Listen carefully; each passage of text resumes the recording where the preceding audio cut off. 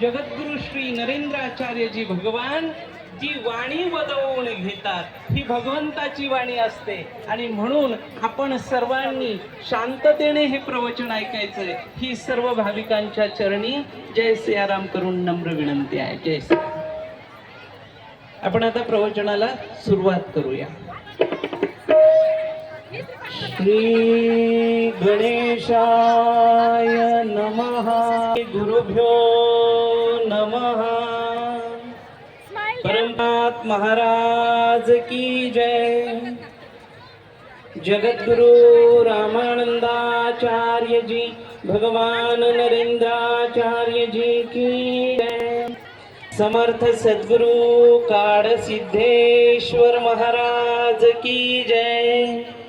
संत शिरोमणी गजानन महाराज की जय.